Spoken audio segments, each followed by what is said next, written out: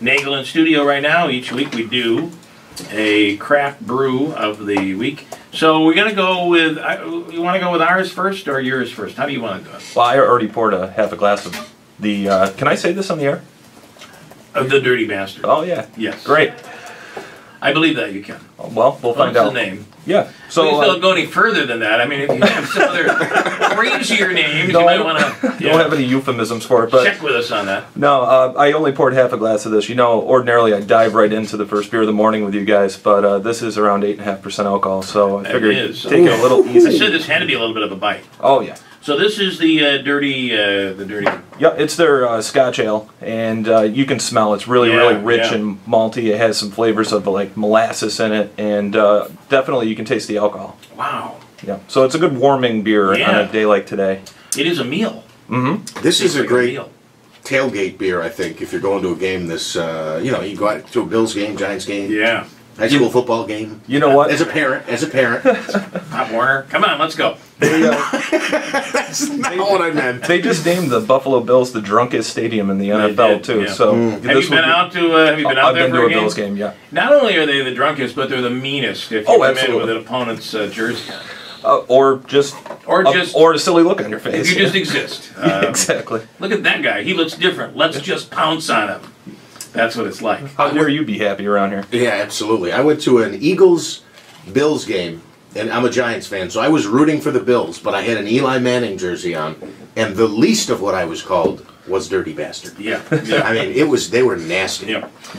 They weren't asking for a beer, that's for darn sure. This is really good. This is bold. This is high in alcohol. Fortitude. Yeah. I always say, and it's really funny when I say, I always describe it by a lawn mowing, when I'm out mowing the lawn.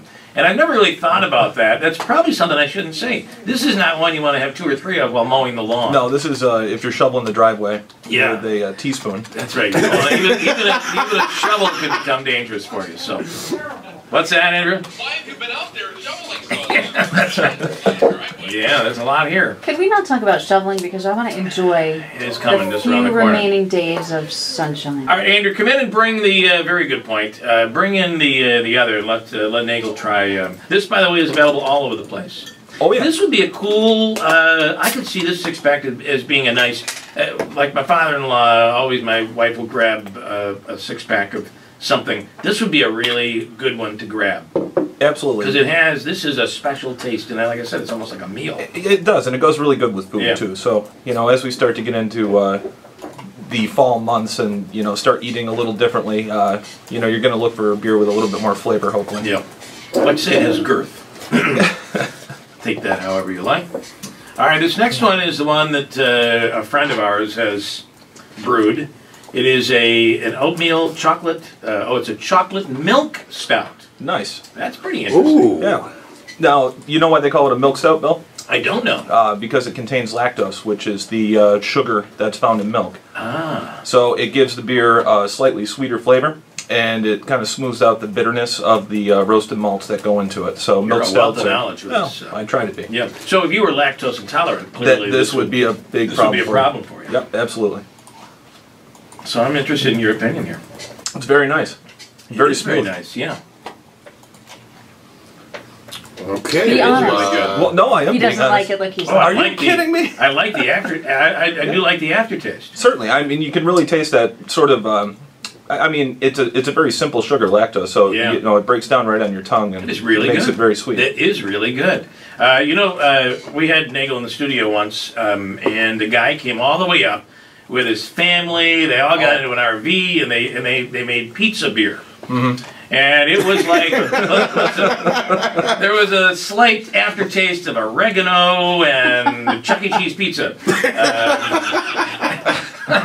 So only the finest ingredients. Oh, only the finest. It had all the refreshing qualities. Wow, and I will tell you, Naegele was brutally honest.